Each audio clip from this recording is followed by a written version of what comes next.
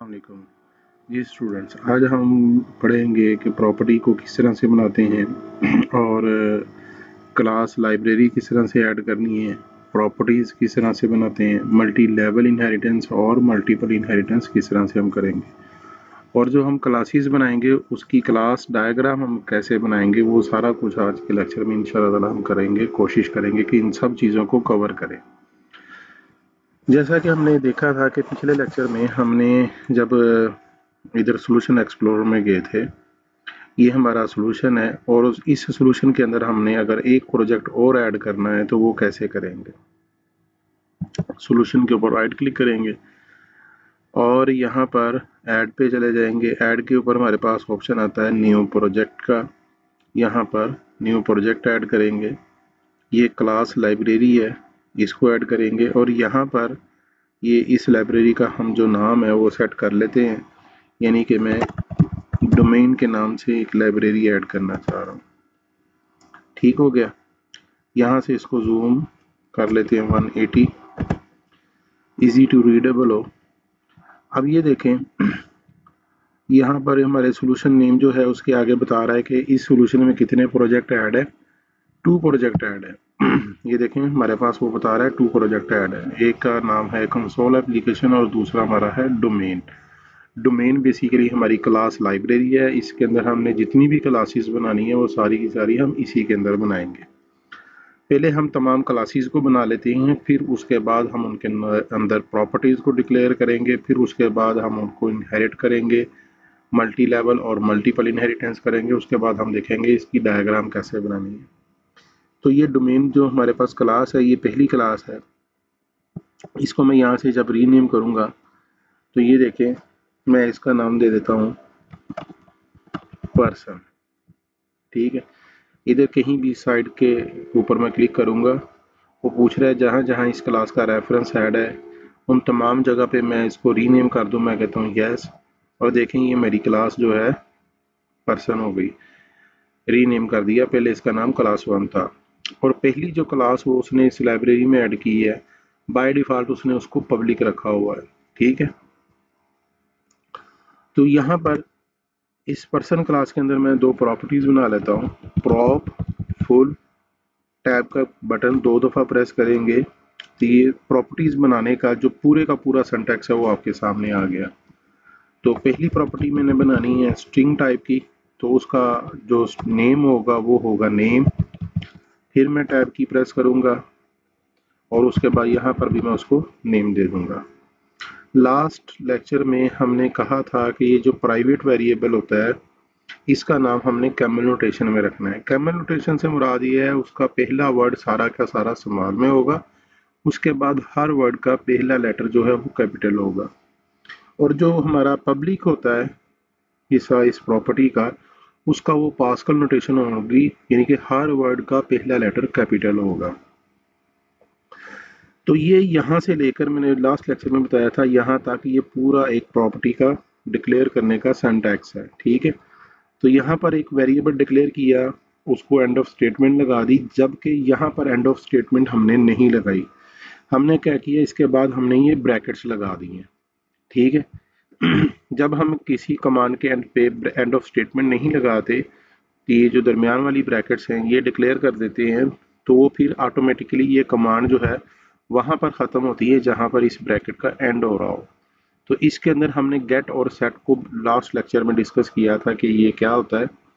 Gate जो होता है हमारी वैल्यू को डिस्प्ले करवाता है, यानी कि ये वाला हिस्सा हमारी वैल्यू को डिस्प्ले करवाएगा जो हम इस प्रॉपर्टी को असाइन करेंगे, और सेट के कीवर्ड की वजह से हमारी इस प्रॉपर्टी की साथ वैल्यू सेट होती है, यानी कि इसको असाइन होती है। ठीक हो गया जी। इन चीज़ों को हम बाद में भी डिटेल से देखेंगे। अब हमने एक क्लास और बनानी है। क्लास कहाँ पे बनानी है, अब हमने जितनी भी क्लासेस बनानी है सारी की सारी डोमेन के अंदर बनानी है। तो मैं डोमेन के ऊपर राइट क्लिक करूँगा,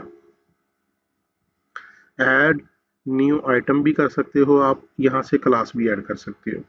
पहले मैं न्यू आइटम करके क्लास ऐड कर लेता हूँ, नेक्स्ट टाइम जो दूसरी क्लास होगी उसको क्लास के यहाँ से हम उसको ऐड करके देख लेंगे। न्यू आइटम पे जाता हूँ, यहाँ पर मैंने क्लास को सिलेक्ट किया और ये विजुअल सी शार्प, ये हमने लैंग्वेज को सिलेक्ट किया कि क्लास ऐड करनी है, किस लैंग्वेज में ऐड करनी है, और यहाँ पर मैं इस क्लास का नाम दे देता हूँ। यहाँ पर मैं इसका नाम रख देता हूँ एम्प्लॉय। यहाँ से इसको जूम इन करेंगे 180 पे और इसको पब्लिक करना पड़ेगा, क्योंकि इस लाइब्रेरी के अंदर जो मैं क्लासें बना रहा हूँ इसको मैंने दूसरे प्रोजेक्ट में एक्सेस करना है, ये अपने प्रोजेक्ट में इनका इस्तेमाल नहीं करना। तो एम्प्लॉय है, तो एम्प्लॉय के अंदर मैं एक प्रॉपर्टी बना लेता हूँ, prop full, double tap press करूँगा और ये इंटीजर टाइप की प्रॉपर्टी है, मैंने डाटा टाइप नहीं चेंज करनी, तो मैं यहाँ से टैब की प्रेस कर दूंगा। यहाँ पर मैंने लिखना है बेसिक सैलरी, ये कैमल नोटेशन में आ गया, पहला वर्ड सारा स्मॉल में और उसके बाद हर वर्ड का पहला लेटर कैपिटल होगा। अब पब्लिक एरिया में जाऊंगा इस प्रॉपर्टी के, तो यहाँ पर मैं इसको नेम दे देता हूँ बेसिक सैलरी। ठीक हो गया जी। उसके बाद मैंने एक और क्लास ऐड करनी है, फिर सॉल्यूशन एक्सप्लोरर के अंदर जाऊंगा, डोमेन के ऊपर राइट क्लिक करूंगा, ऐड।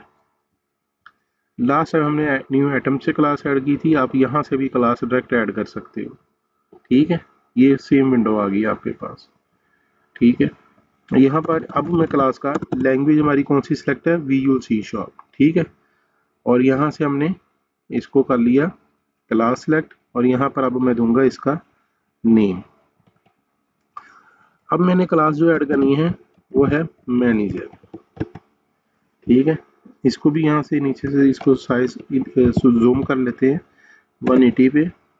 सबसे पहले तो मैं इस क्लास को पब्लिक करूंगा और उसके बाद इसके अंदर भी मैंने एक प्रॉपर्टी बनानी है, प्रॉप फुल, 2 दफ़ा टैब की प्रेस करूंगा, खुद ब खुद सिंटैक्स लिखा हुआ आ गया।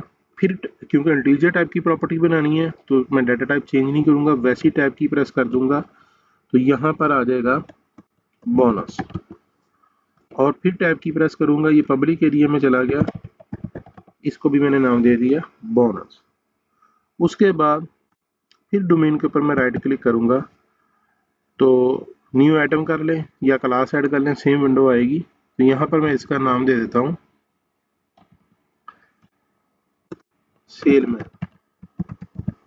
ठीक हो गया जी। इसको जूम कर लेते हैं 180 पे